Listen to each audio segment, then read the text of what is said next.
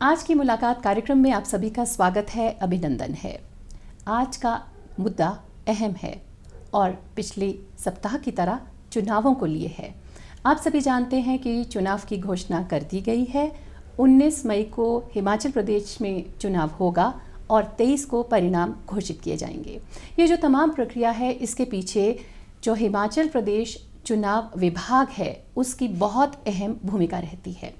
और अगर हम ये कहें कि वहाँ के CEO मुख्य निर्वाचन अधिकारी जो हैं उनके ऊपर बहुत महत्वपूर्ण रिस्पॉन्सिबिलिटी भी रहती है, उनका योगदान भी रहता है, क्योंकि ये जो तमाम प्रक्रिया है चुनावों को लेकर, इसका कार्यभार वो भली भांति संभालते हैं।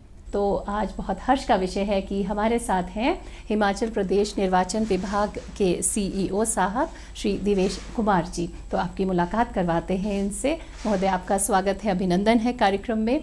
और यकीन मानिए, ना केवल हमें परंतु हमारे दर्शकों को भी आज बहुत अच्छा लग रहा है कि आपसे भेंट हो पा रही है। तो सबसे पहले तो हम आपका शुक्रिया अदा करेंगे कि आपने अपने इतने व्यस्त समय में से समय निकाला और रूबरू हो रहे हैं हमारे दर्शकों से। सबसे पहले हम ये जानना चाहेंगे कि ये जो चुनावों की घोषणा की गई है, इसके लिए क्या आप पूरी तरह से तैनात हैं? मैं तैनात ही नहीं, मैं तैयार भी हूँ। और मैं ही नहीं, मेरी जो पूरी टीम है इलेक्शन डिपार्टमेंट की, हम सारे तत्पर हैं और काफ़ी समय से इन चुनावों की जो प्रक्रिया है उसके जो छोटे छोटे हमें प्रयास करने होते हैं, उसको लेकर के तत्परता के साथ में हमारी पूरी टीम लगी हुई थी। हमारे ज़िले में हमारे जो DCs हैं, SDMs हैं, जो हमारे इलेक्टोरल रोल हमारे ऑफिसर्स हैं, हमारे BLOs हैं, जो हमारे बूथ लेवल ऑफिसर्स हैं, ये सारे के सारे काफ़ी समय से फील्ड में डटे हुए हैं। और मेहनत के साथ में मैं ये कहना चाहूँगा कि आज हम इस स्थिति में हैं कि इन लोकसभा चुनावों को हम बड़े अच्छे प्रकार से हम इसको संपन्न करवाने के लिए हम जो करवाएंगे। जी। तो ये बताएं कि जो हिमाचल प्रदेश के चुनावों का जो शेड्यूल है, अनुसूची है, वो किस तरह से की है? इलेक्शन कमीशन ऑफ इंडिया ने अभी रिसेंटली जो चुनावों का जो शेड्यूल जारी किया, अगर आपने ध्यान दिया होगा कि हिमाचल प्रदेश के जो चुनाव हैं ये सबसे आखिरी फेज़ में रखे। और इसके पीछे एक कारण है कि बर्फ़बारी इस बार काफ़ी हुई है और हमारे काफ़ी सारे क्षेत्र हैं, 2 तो ज़िले हैं पूरे, लाहौल स्पीति और किन्नौर, और चंबा ज़िले का पांगी का जो क्षेत्र है, कुल्लू का भी जो कुछ हमारा ऊपर का क्षेत्र है, वो कई बार बर्फ़बारी से कट जाता है।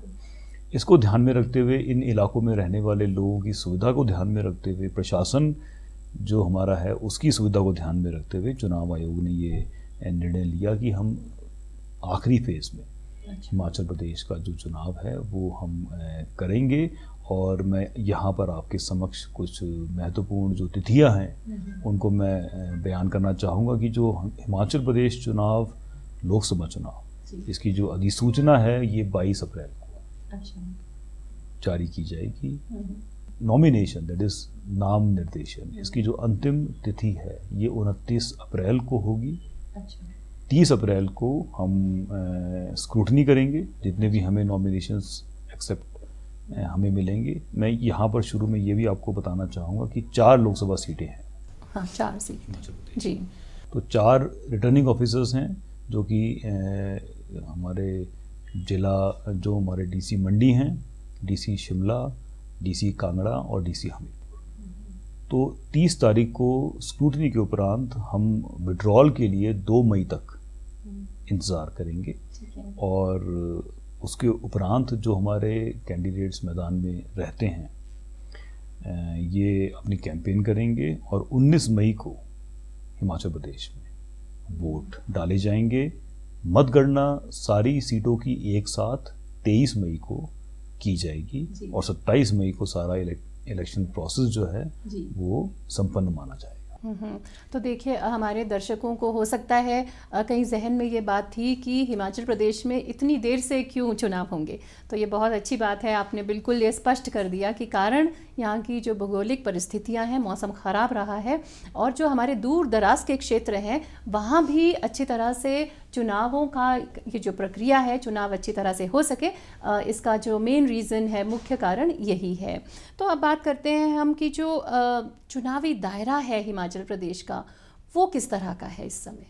चुनावी दायरे में अगर मैं ठीक समझ पा रहा हूँ तो आप जो हमारे इलेक्टोरेट हैं जी, और कितनी तादाद में, कितने नंबर्स में हमारा जो इलेक्टोरेट साइज़ है वो अब हमारा बन गया है, तो मैं आपके समक्ष बड़े इसमें कुछ ज़रूरी आंकड़े हैं। 2014 की जो हमारे लोकसभा के चुनाव हुए थे उस समय तकरीबन 47,44,215 हमारे सामान्य मतदाता थे जी।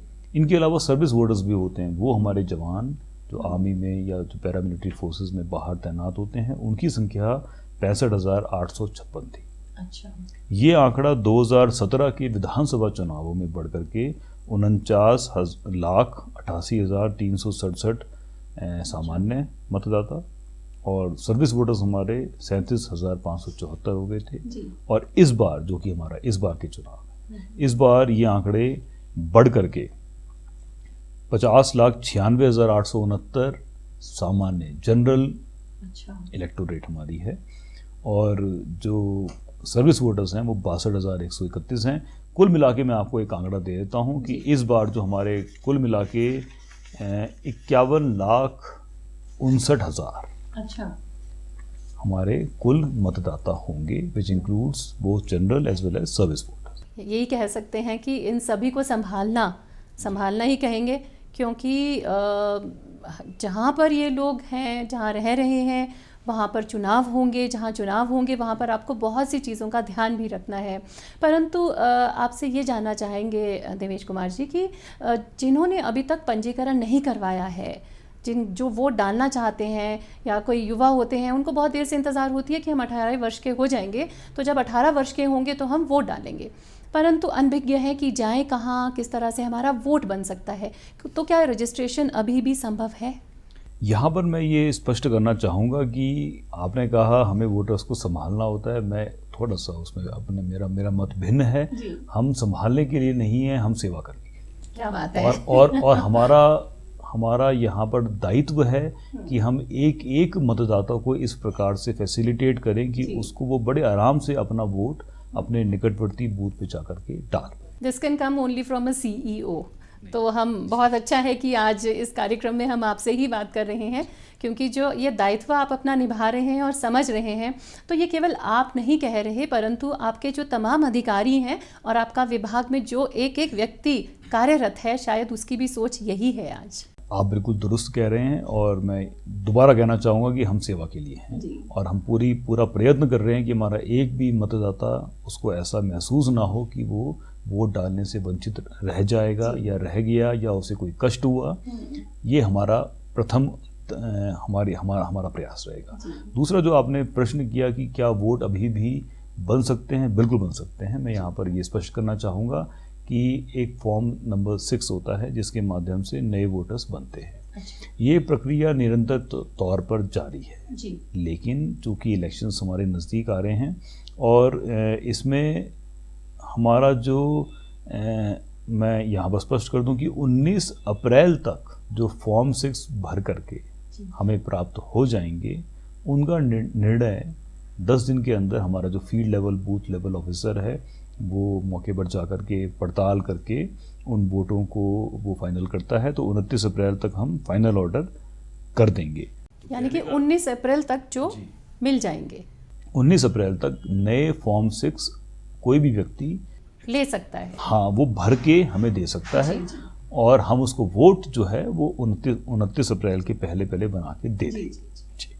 तो काफ़ी क्लियर है कि 19 अप्रैल तक आप फॉर्म ले सकते हैं जिनके अभी तक वोट नहीं बने, और 29 अप्रैल तक आपकी वोट बन जाएगी और सूचना भी दे दी जाएगी। इसमें मैं एक चीज़ और ऐड करना चाहूँगा कि इलेक्शन कमीशन ऑफ इंडिया ने ये एक बड़ा फैसिलिटेट करने के लिए वोटर को ऑनलाइन एप्लीकेशन का भी प्रावधान किया है।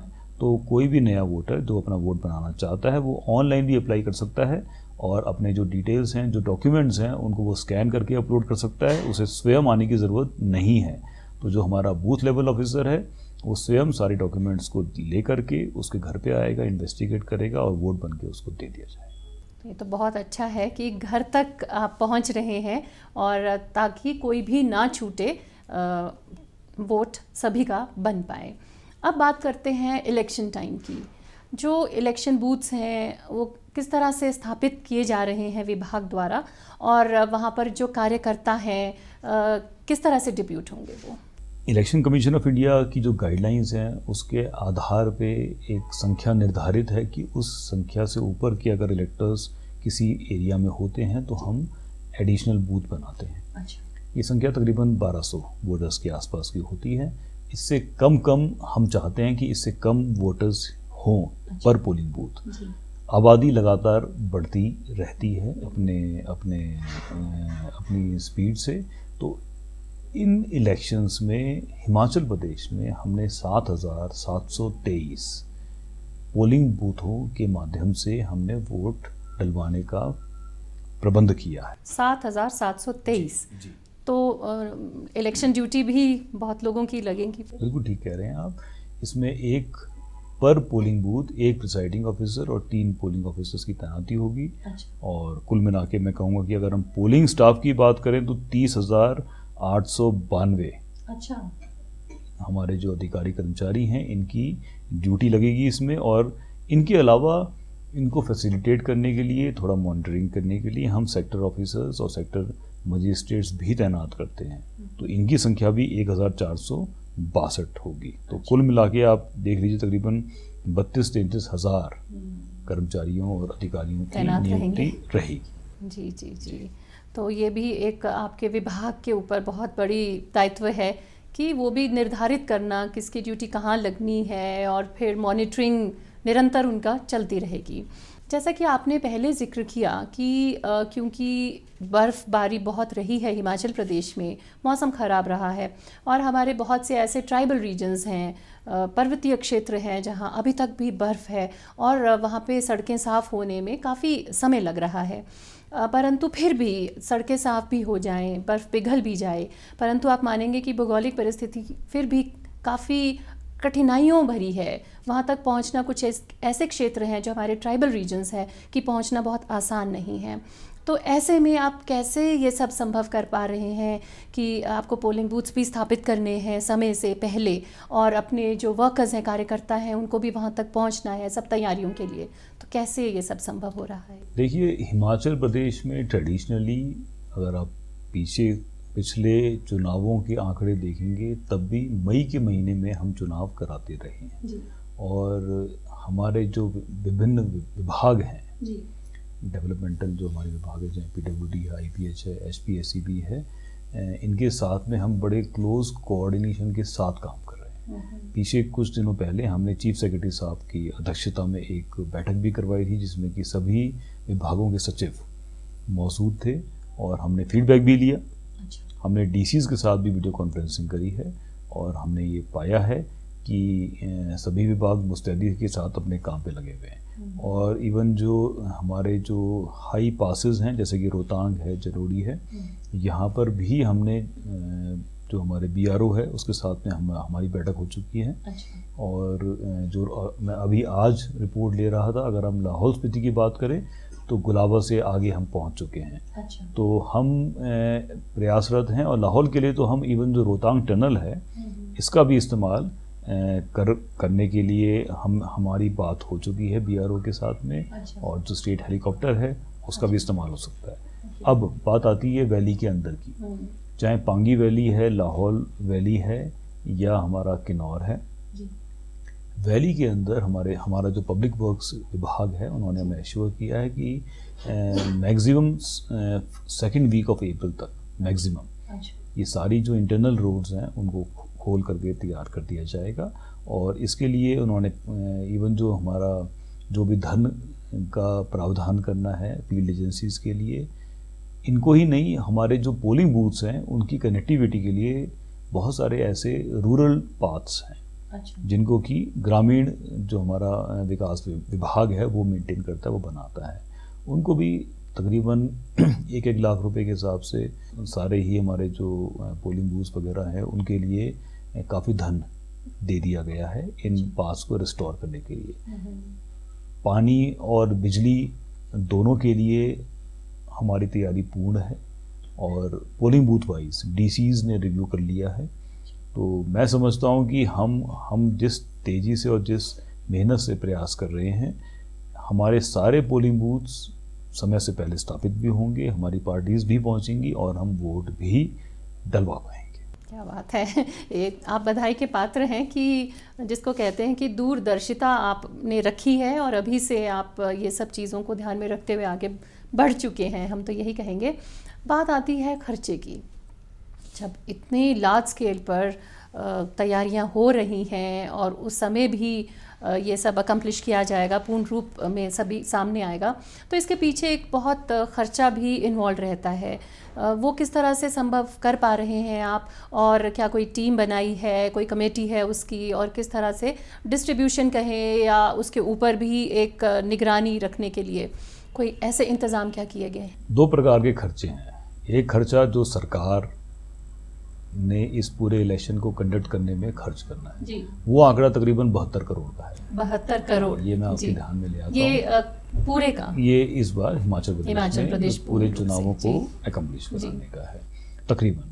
और दूसरा आपने कहा एक्सपेंडिचर मॉनिटरिंग, जो खर्चा होता है उसको किस प्रकार से हम उस पर देख रेख कर रहे हैं, क्योंकि एक सीमा निर्धारित है पर कैंडिडेट 70 लाख की, कि वो अपने लोकसभा जो उसका निर्वाचन क्षेत्र है वहाँ पर उस पूरे में कैंपेनिंग के लिए वो कितना पैसा धन खर्च कर सकता है। तो इसमें इसके लिए बड़ा कॉम्प्रिहेंसिव सिस्टम हमारा इन प्लेस है। अच्छा। मैं आपको बताना चाहूँगा कि बहुत सारी ऐसी टीम्स हैं जो कि लगातार अनाउंसमेंट से निगरानी रख रही हैं। अभी कैंडिडेट्स फाइनल नहीं हुए हैं पार्टीज़ के, बट हमारी निगरानी चली हुई है। देखिए, एक वीडियो सर्विलेंस टीम है सबसे पहले। ये इसका कार्य जो है वो जो आपका जो विभिन्न एक्टिविटीज़ हैं उसका वो वीडियो बना करके उसको रख रही हैं। कोई भी इम्पोर्टेंट एक्टिविटी, कोई भी पब्लिक मीटिंग, कोई भी रैली या किसी भी किस्म का कुछ एक्टिविटी हो रही है, रोड शो, तो उसके वीडियो बना करके हम रखे जा रहे हैं। ये वीडियो सर्विलेंस टीम हर असेंबली सेगमेंट में कम से कम एक है। अच्छा। इसमें 2 अधिकारी होते हैं, एक ऑफिशियल होता है और एक वीडियोग्राफर होता है। तो देखिए 68 video surveillance teams are in place and working. हमारे हर जो हमारा जो लोकसभा कॉन्स्टिट्यूंसी है, फिर उसमें ज़िले हैं, फिर असेंबली सेगमेंट्स हैं, तो there would be assistant expenditure observers also, और वो इन वीडियोस को लगातार देख रहे हैं, वो एग्जामिन कर रहे हैं कि खर्चा क्या हो रहा है। अच्छा। अगर किसी पार्टी का स्पेसिफिक खर्चा हो रहा है तो उस पार्टी के अकाउंट में भी उसको ऐड किया जा रहा है। साइमल्टेनियसली हो रहा है, ये भी असेस भी। There are 2 types of registers, एक शेडो रजिस्टर होता है, एक पार्टी का अपना रजिस्टर होता है। तो शेडो रजिस्टर में अभी से एंट्री होनी शुरू हो जाती है, तो पार्टी के ऊपर ऑब्लिगेशन होता है कि वो भी उस खर्चे को अपने रजिस्टर में भी डाले। अच्छा। तो इस प्रकार से हम प्रयत्न करते हैं कि हम जो है, एक तो मैंने वीडियो सर्विलेंस टीम की बात करी, अगर पब्लिक रैलीज होती हैं तो more than 1 video surveillance team can also be diploid. That liberty, ये स्वतंत्रता हमारे जिलाधीशों को हमने दी हुई है। अच्छा।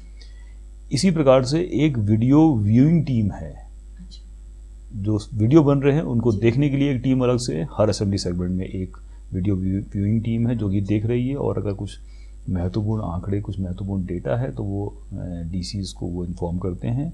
एक हर असेंबली सेगमेंट में एक अकाउंटिंग टीम भी है, जिसमें कि एक क्लर्क और एक ऑफिशियल है।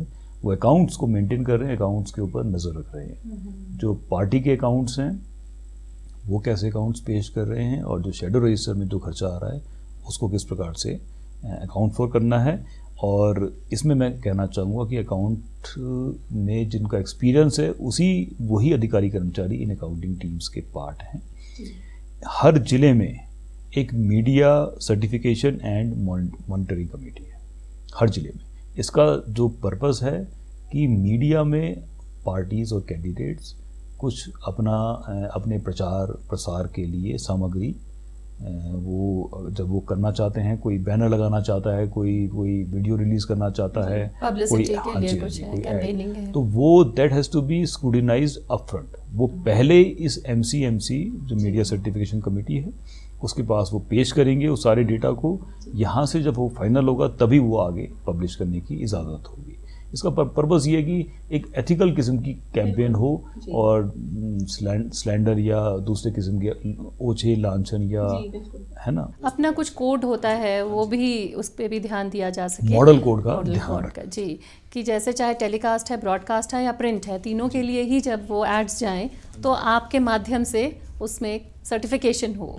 और इसके अलावा एक स्टेट लेवल की एमसी भी है जिसमें कि मैं अध्यक्ष हूँ और इसमें एक ऑब्जर्वर भी होते हैं, इंडियन इंफॉर्मेशन सर्विस के एक अधिकारी भी होते हैं, इंडिपेंडेंट सिटीजन जर्नलिस्ट भी होंगे और एडिशनल सीईओ भी होंगे। तो ये स्टेट लेवल का जब मीडिया का कुछ सर्टिफिकेशन करने की अगर आवश्यकता होगी तो ये कमेटी करेगी। महत्वपूर्ण बात, हर असेंबली सेगमेंट में 68 असेंबली सेगमेंट में, हर असेंबली सेगमेंट में 3 फ्लाइंग स्क्वाड्स हैं। अच्छा।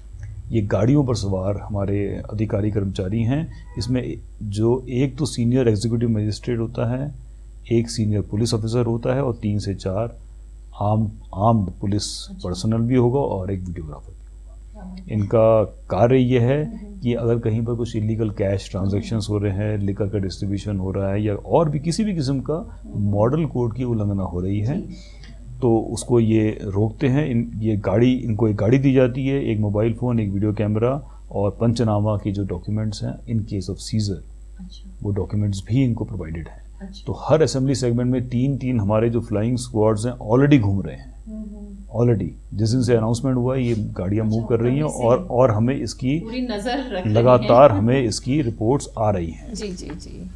और इसी के अलावा अंत में जो हमारी टीम्स के बारे में आपने बात करी थी कि जैसे ही हमारा डेट ऑफ नोटिफिकेशन होगी उसके साथ ही 3 स्टैटिक सर्विलेंस टीम्स यानी नाके हर असेंबली सेगमेंट में, यानी 68 असेंबली सेगमेंट मल्टीप्लाइड बाय 3, इतनी स्टैटिक सर्विलेंस टीम्स भी इन प्लेस हमारी हो जाएंगी और इसमें एक मजिस्ट्रेट और 3 पुलिस के अधिकारी इसमें शामिल होंगे। तो ये नाके हमारे डेट ऑफ नोटिफिकेशन से नाके भी लग जाएंगे। अच्छा। इसके अलावा मैं आपको और बताना चाहूँगा कि हमने 2 बैठकें इनकम टैक्स के ऑफिसर्स के साथ में कर ली है, एक्साइज के ऑफिसर्स के साथ में और हमारे जो पुलिस के अधिकारी हैं उनके साथ भी करी है। और डेली हम जो सीज़र है लेकर का या कैश का किसी भी किस्म का कुछ गतिविधियां हैं तो डेली रिपोर्ट हमारे पास लगातार आ रही हैं और हमने ये बड़ी क्लोज निगाह रखी हुई है कि ज़रा भी एस्केलेशन हो रहा है तो हम उसको रोक पाएँ। साथ ही सिक्योरिटी के पॉइंट ऑफ व्यू से यहाँ पर ये बड़ा ज़रूरी है कि जो आर्म्स हैं उनका डिपोजिशन हर चुनाव से पहले बड़ा ज़रूरी है। तकरीबन 80,000 के आसपास लाइसेंस्ड आर्म्स हैं इस प्रदेश में, उनमें से 12-13 हज़ार तो ऑलरेडी हमारे पास जो रिपोर्ट आई है वो जमा हो चुके हैं पुलिस थानों में। रिमेनिंग का भी बड़ी तेज़ी से कार्य चला हुआ है। तो हम ये इंश्योर करेंगे कि ये सारे आर्म्स हमारे पास माल खाने में जमा हो जाए। जी, तो आपने तमाम जानकारी हमें दी कि सुरक्षा तक हम पहुंच गए कि अभी से किस तरह से डिप्यूट कर दिए गए हैं ऑफिसर्स और कर्मचारी सब अपना काम कर रहे हैं। तो ये और भी ज़्यादा हमारे दर्शक जो कार्यक्रम देख रहे हैं उन्हें बताना चाहेंगे कि जब जो हमारा इलेक्शन डिपार्टमेंट है वो इतने कड़े प्रयास कर रहा है, भरपूर प्रयत्न और मेहनत कर रहा है ताकि आप अपना वोट डाल सकें, तो ये बहुत ज़रूरी है कि आप वोट डालने ज़रूर जाएं।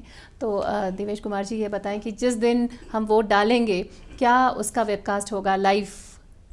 बिल्कुल, मैं यहाँ पर ये बताना चाहूँगा कि शुरू में आपने हिमाचल प्रदेश की भौगोलिक परिस्थितियों की बात करी, उनको ध्यान में रखते हुए ये आप भी इसका इख्तियार करेंगे कि कई जगहों पर इंटरनेट की जो सुविधाएं हैं वो सीमित हैं और इनको ध्यान में रखते हुए हमने इस बार निर्णय लिया है कि तकरीबन 10% जो हमारे पोलिंग बूथ्स होंगे, विच मीन्स अबाउट 780 के आसपास पोलिंग बूथों पर हम लाइव वेबकास्टिंग करेंगे।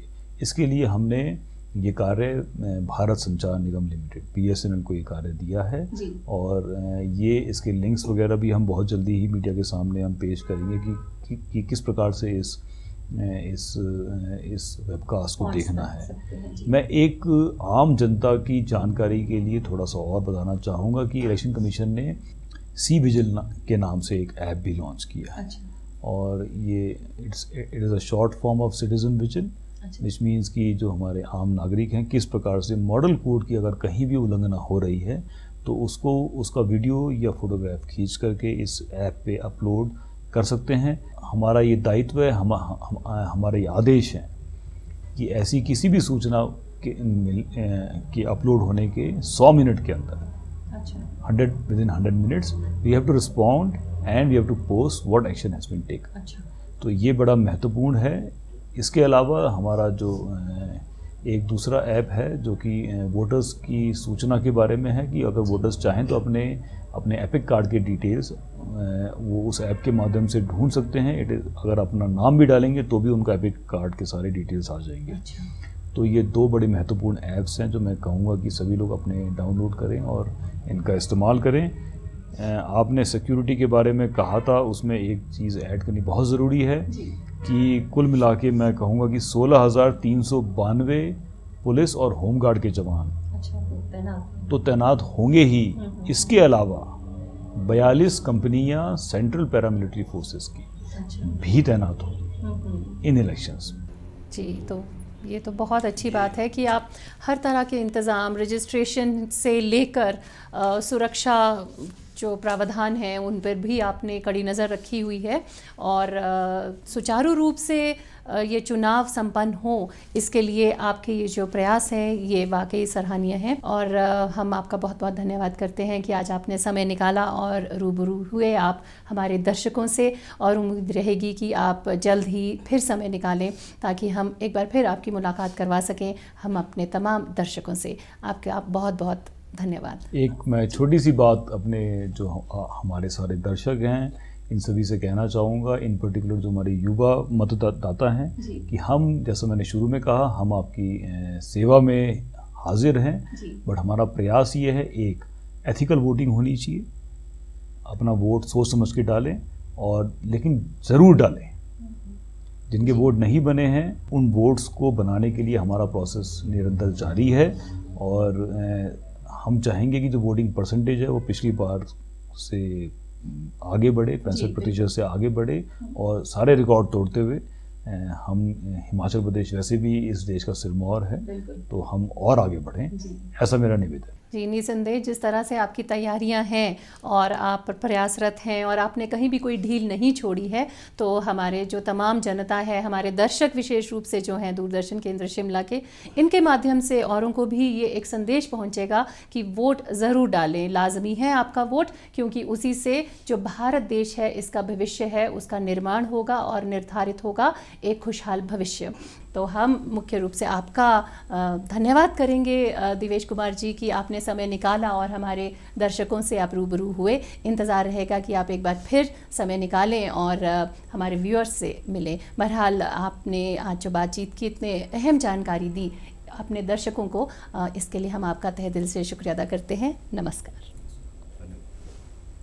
दर्शकों, आपका भी धन्यवाद और जिन्होंने ये कार्यक्रम देखा, आपको आज का ये कार्यक्रम कैसा लगा ये हमें अवश्य सूचित करें। हमारा ईमेल आईडी है sdddkshimla@yahoo.co.in। इंतज़ार रहेगा आपकी मेल्स का, आपकी रिएक्शंस का, और तब तक के लिए दीजिए इजाज़त। नमस्कार।